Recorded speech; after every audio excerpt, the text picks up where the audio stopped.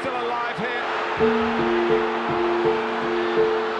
Balotelli, Agüero!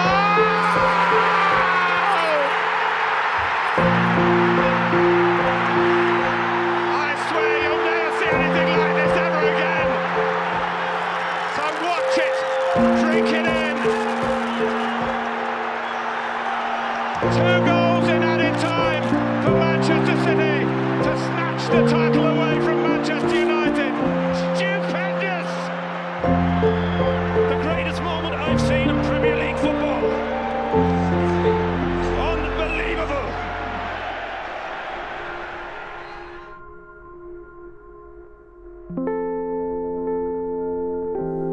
Pre-match, everything was just all focused on ourselves. We knew it was in our hands. Beat QPR, we're going to be Premier League champions. I think obviously the situation that QPR were in, being the bottom and needing points to survive or needing results to go well for them to survive, I think if it was, no disrespect, a tougher test in terms of team, we probably would have dealt with it a bit better and it probably wouldn't have been as intense stroke emotional. Estamos a un paso de ganar el título, ¿no? Y bueno, ansiedad, nervios y todo, se veía también en la gente alrededor. To be honest, I think it was the most nervous I've ever been in my life, let alone in football. And here I was now entering a game whereby the people that once employed me could relegate me. I have that threat, and then there's also the side of, well, if we do well, then Man City don't win the league. And how's that going to go down as a City fan? Going into the game, I could see the tension. You know, a lot of players would say, you know, there was cool, calm and collected before the game, but it definitely wasn't. We knew we had to win. You have a chance to win your first Premier League trophy is something special, so psychologically it's hard because it's not only physically how good you prepare for that game, but also mentally it's also hard. We knew United was sort of in our shadows, just waiting for us to slip up. So we knew we had to do the business, and I think the lads were excited as well, but we was definitely nervous.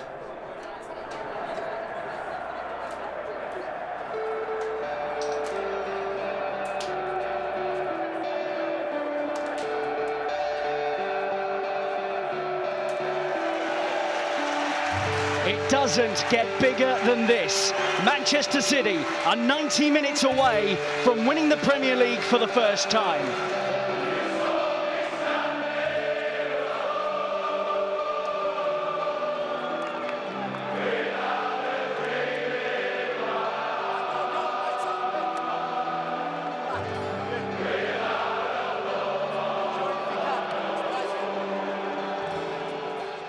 I think we didn't really dare to dream until we beat Newcastle away, and I think from that moment onwards it was all of a sudden like, you know, we might have to prepare for like a Premier League celebrations or something. So Silva.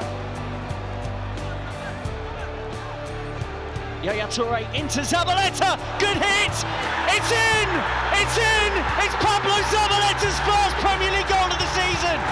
And Manchester City in front and top of the table again. So Zabba put us 1-0 up, which almost felt like it was meant to be. You know, he'd had a great season, and he never scores. You know, I don't think he's scored many since, and he certainly hadn't scored many before. Most of us were thinking, what, Zaba? Surely it's meant to happen. No estábamos jugando muy bien, pero bueno, el gol de Zaba nos dio un poco de tranquilidad, ¿no? y de relajación en la cancha. It was just sheer delight. It was emotions you can't really describe. Yeah, the forgotten goal. I'm sure the City fans remember that goal. At half-time when we were 1-0 up, I thought, okay, if we finish that game 1-0, I will be the hero, you know. We would keep watching that game for many years, and Zabaleta scored the only goal, the winning goal. He gave Manchester City the Premier League medal. As I remember, a few little things just happened to the side, and before you know it, Pablo Zabaleta, of all the people on the pitch who City have got who could score against you, ends up being Pablo that's going to be putting the dagger in to finish you off. I just remember thinking, why is Zappa? Why has he got to be you? Why has it got to be you? You know, Zappa's a really nice guy, but you know, for them it was their day. They were looking to win the league, so everyone was trying to score. And he scores that goal, we're all happy, we're celebrating. At the same time, most of us are saying, you know, stay calm, the game's not over. Keep it going, keep a clean sheet, you're going to be Premier League champions. That game was so strange, you know, because even after we scored 1-0, you know, you expect us, like we always did, you expect us, you know, to score another goal or two and then close the game. And we just, like, after 1-0, like, I don't know, like we start playing. I can't. I've never watched it. I never will watch it. It's the feeling that is horrible. I've obviously been involved in their goal, their first goal as well, and playing a part in that. Oh, Lescott's head it backwards, and it's Cisse for QPR! Oh, that wasn't in the script. It's Jabril Cisse, who's netted for Queen's Park Rangers. Disaster for Joleon Lescott and Manchester City. But when they equalised the game, I thought, oh, no way. I was surprised with the equalizers, to be honest, because, I mean, Joleon didn't miss a header all season. That was his strength. He was unbelievable at that. He didn't miss a header all season, and just at that moment, something happened. Yeah, that was like you just hit rock bottom. Especially, you know, when you see all these thousands and thousands of fans, you know, almost crying. Cisse equalised. Frustrating on my behalf, you know, I wanted to finish the season well. You know, we'd kept a lot of clean sheets, and once Zaba scored, it was my dream to win the game 1-0 or 2-0. You know, but you know, football's crazy, and QPR was still fighting, and Cisse's got a lot of quality, and he managed to smash one in. Cisse scores and I'm thinking, celebrate, yes, but don't celebrate too much. Don't celebrate too much, there's still a long time to go. But there's hope, there's a chance things are now back in our favour.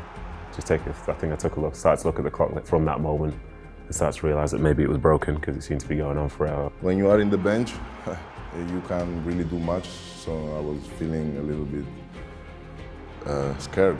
Just like it took our legs away, because we just couldn't move anymore. We were even more nervous because we knew what we could lose. Even just talking about it now is horrible. It's horrible, and I know the outcome.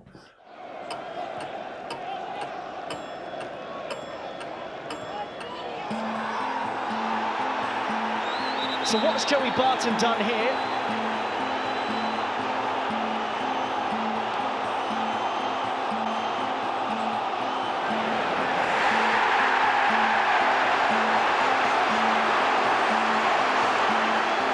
The Tevez incident with myself, you know, for my part in it wasn't the best, but also from Carlos's point of view, you know, I'd simply just blocked his run. You know, I'd read that he was going to play a kind of 1-2 and go for the return. From my perspective, I think he threw a punch or his arm towards me, and then, you know, the pressure that and the expectation that was kind of in our camp kind of blew up, and that incident exploded. Tevez has gone down in the edge of the penalty area here, clutching his face after a challenge from Joey Barton, and the assistant's seen it, so the flag goes up here. I've got it. The assistant has spotted the incident. Well, I was intent on it kind of evening it up. I felt like Mike Dean, who was the ref at the time, had unfairly sent me off. I mean, I deserved to be sent off, but I felt Tevez should have gone. But Agüero, I just remember him going over to Mike Dean saying, it's definitely a red card, it's definitely a red card. And at that point, you know, I was just intent on getting a City player sent off. And Barton's just kicked out at Aguero, and Joey Barton's lost it. Joey Barton's lost it here. So after the sending off for us, I think it was more of a stick to the game plan kind of situation. I think the most important for us in that moment was to not get dragged in and have a sending off ourselves. I think Joey tried everything he could to drag someone with him. It may look like I was trying to calm him down, but I don't know Joey. I was trying to get him off the pitch in order to continue to play. So I wasn't trying to calm him down. I don't know him well enough to do that. I think Micah was trying to do that. I think it was mixed emotions for him because obviously he'd been at City. But QPR, if they didn't win that game, they was going to get relegated as well. Just the tension and the build-up and everything just got a little bit too much for him at the time. And then I tried to go close to him, but I was on the bench. I wish I was on the pitch. I just think because the game was so massive that tensions got the better of him at the time. He was in the team and we've worked together for many years, but to say we're friends wouldn't necessarily be the case. So I was annoyed, I was so disappointed because it was the one game in the entire season where you need everybody out there. And I just felt let down, and so did everybody else. You obviously regret that, there's no way you can not regret that, but as it panned out now, it looks like that's the time frame in which City went on to win the league.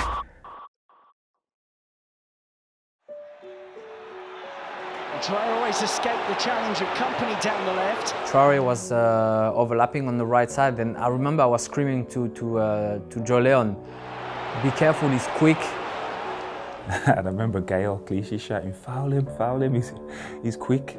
And then next thing I know, he's in the edge of our box and crossing it, and there, Mackie's heading it in. Well, Mackie's arriving! Will QPR lead the game? And that may kill Manchester City's title ambitions. I remember for a while we lost complete control of the game, and gaps were appearing where never before in the season they did appear. It just felt like we completely threw it away.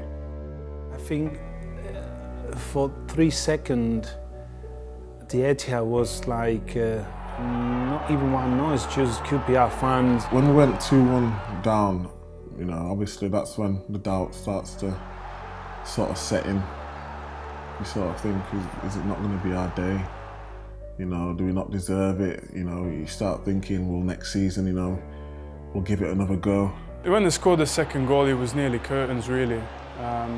It was already difficult for us to break QPR down, but at the same time, they score a goal, we need to score 2 now.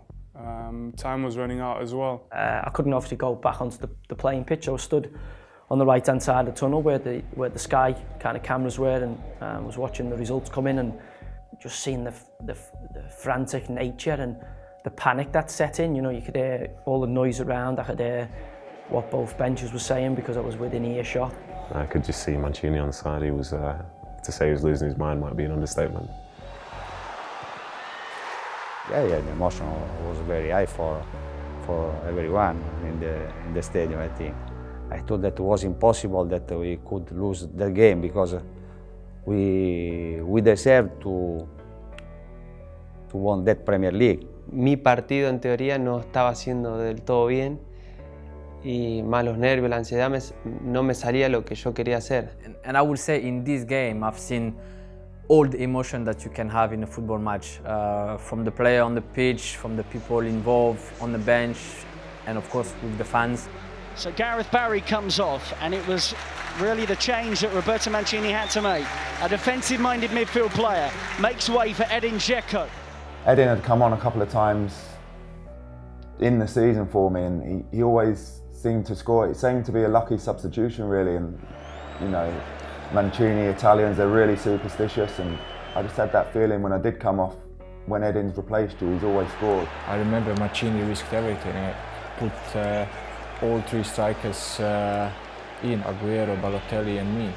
I was sure that we scored. I don't know why, but I was sure. And at this point it's in the players' hands. There isn't a lot that Mancini can do. They have to work out the solution. The way we start to play after the 2-1 was incredible. For some fans, it's just too heartbreaking to stay. Here's Silva, swings it in. Dzeko's there, it's in! City have got a goal back, it's Dzeko! Game on! 3.5 minutes remaining. And and the title race isn't done yet. When I scored that goal, I think everyone just kind of wake up, and everyone was like back at the stadium and starting to believe again, even if it was only 2-3 more minutes until the end. Cuando hace el gol, yo agarro la pelota y empiezo a decir, por favor, que me quede una. Yeah, I think it was an eruption of like a volcano was erupting, you know, in the stadium. 2-2, and we looked at the clock. I think we and then took the ball really quick out of the goal, out of the net, and run back as fast as you can, because he knew there was like 1 or 2 minutes left to get the 3-2. I don't think people appreciate Edin's contribution and how obviously it's an important goal, but 90+2, I don't really think people really realise how close to the end that was. When Edin equalizes, I'm thinking at that moment like he's probably going to make it even harder to take for us if we lose now. Lo primero que hago es decirle a Mario, a Balotelli, le digo, Mario, quédate tú de 9, yo bajo a recibir la pelota y lo primero que hago es buscarte a ti para hacer una pared rápido y así le pego. Me dice, ok. The only thing I told him, I remember that if he didn't score, I would kill him because it was penalty. Mario talked to me, said, don't worry, we're going to win this. But after Dzeko scored, I knew it was our time. It's the goal that makes us, get that feeling back, the boost that the team needed, and so yeah, Edin was the right man at the right time. Nobody could envisage what was going to happen in the next 3 minutes. It's a QPR throw. Oh, Nasri thought he was getting the throw there. He could have kept that in. I think a side which I don't think many people are seeing, I think it starts actually from a throw-in on my side. And I was saying to Jay Bathroyd to go down the line, but he wasn't quite listening, so I threw the ball where I wanted him to go, but he didn't go there. So then that was the start of the move there. Manchester City are still alive here. Where was the build-up for the build-up? Was the assist for the assist? I think I got the ball in my own half from Jolien, I think, and I was rushing through the midfield, and obvious that led to the 1-2, the famous 1-2 with Mario and Sergio.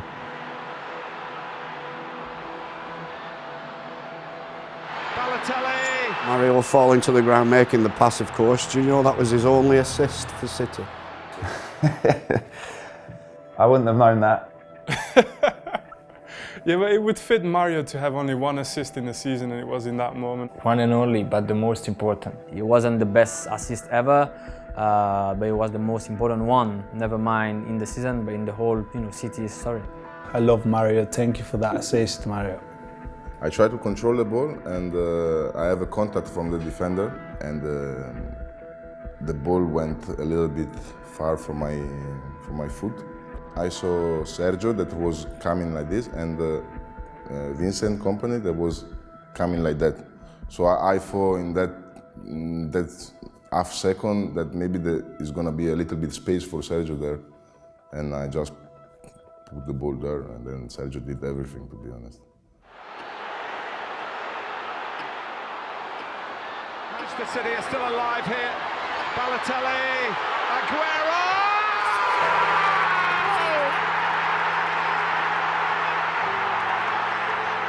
Fueron 2 segundos que pensé un montón de cosas. Pensé patear, la paré, pienso en que me van a hacer penal, luego no, y ya me quedó el último momento decidir pegarle al arco, y cuando hice el gol, la verdad que no me acuerdo mucho de ese momento, solo que estaba tan furioso que me saqué la camiseta. His composure in front of goal is something I've never seen.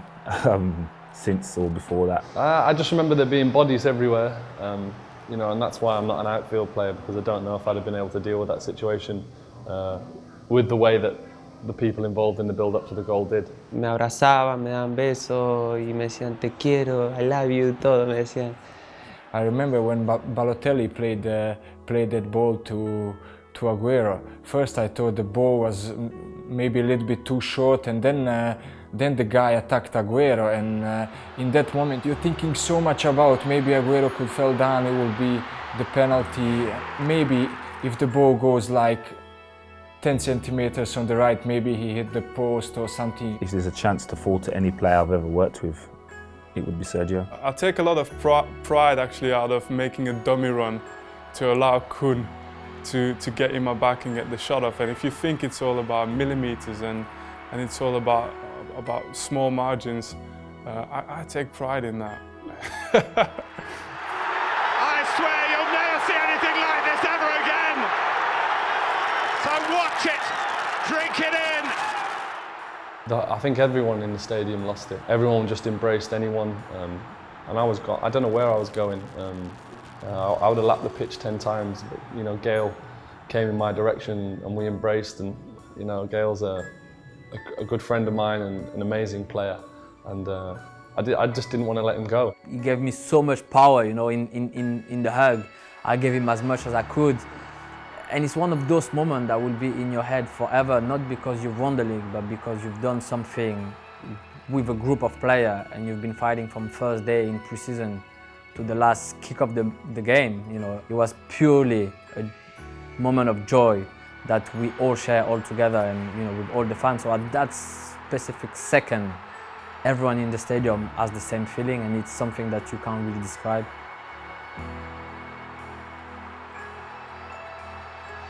I remember the celebration with the boys in the corner, but it was too far away for the subs to get involved, and I was off the pitch at that moment. So myself, the subs, the coaching staff, we were going pretty ballistic on the side of the pitch, and it was incredible seeing, it was incredible. Yo no entendía, digo, que es como que todavía no caía en que habíamos ganado la liga, ¿no? El señor del Manchester City, lo primero que me dijo es muchas gracias por el gol ese en los 93-20, fue lo mejor de mi vida. Y claro, yo hoy recuerdo, digo, it was the best feeling ever, and at 2-2, you know, United are winning the league, and then for Aguero to do that, to make it 3-2 in sort of the last moments, you know, you couldn't ask for anything better. An incredible moment for ourselves, for all the players, for the club, but for all our supporters. It was crazy, people were shouting, saying stuff in the park, crying in the park, and you know, things that you can't pick up with the camera, but most of it was just absolute nonsense, because you know, we weren't in control anymore. You saw the fans and you didn't know whether you were angry at the fact that you had to go through this, or whether you were just so happy because you never experienced that before in your life. Nobody knew what to do with the emotion. That's how powerful it was. I remember that moment when Sergio scored that goal. That was just a relief, you know, because we knew it was over by then. You know, we didn't have any time to enjoy it. It was last second, last kick of the last game, and you know, the place just went mental. It literally went mental, and it was an unbelievable atmosphere to be involved in. Crazy feeling. I don't think something like this will ever happen again.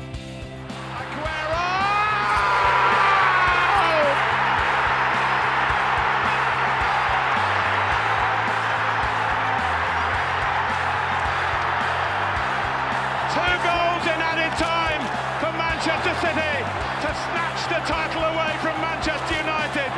Stupendous! The greatest moment I've seen in Premier League football. Unbelievable!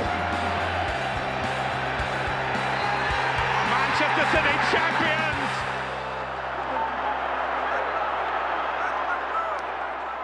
Everybody came on the pitch, the fans become crazy, and then you realize that, like, okay, we did it, and then everything just kicks in. Loyal fans who have been there, you know, through thick and thin, and it's, you know, it's to them fans who deserve it. En la cancha se veía que mucha gente le estaban nerviosos, le faltaba el aire, ¿no?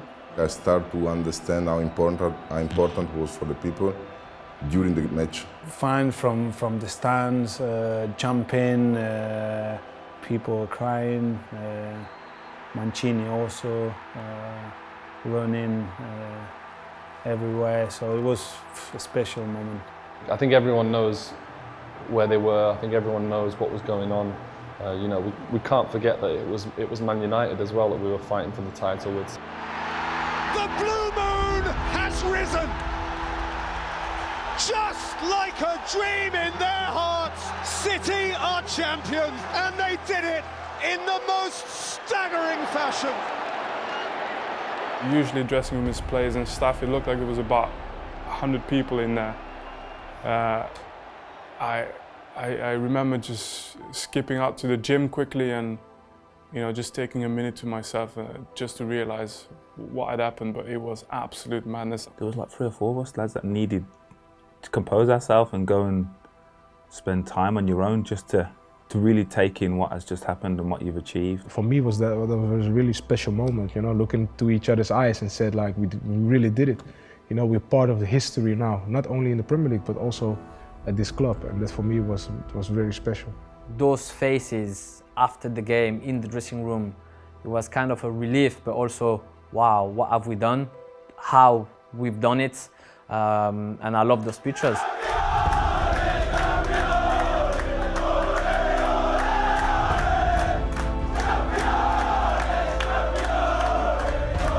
When I speak about that, I can just smile, because probably that was the best feeling in my whole career. Cuando deje de jugar al fútbol, voy a recordar siempre ese momento porque fue uno de los mejores. You know, it's like a film. You cannot describe, you cannot explain the feeling from that moment. I can honestly say that I was the happiest man on earth when that happened. It's on par with the best experiences that anyone can have, you know. For the 3rd time in their history, Manchester City are the champions. Birth of your child, marriage, everything, you know, it's on par with that, and I don't feel bad saying it. In terms of Premier League history, I don't think it's going to be beaten. There were so many ingredients to it that just made it so special. Todos mis compañeros y el club hicimos ese trabajo para que el club y la gente disfrute de ese momento, ¿no? De una Premier League. I think that, you know, when you were there in that moment, you win a championship like this, I think that you can't forget, never.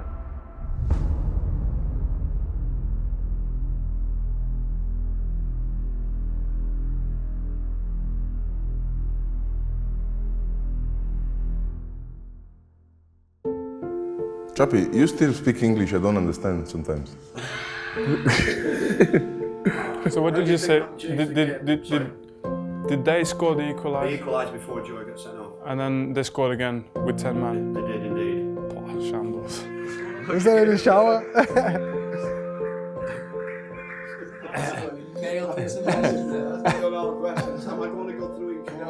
Am I on credits then? Will I be on credits? Director?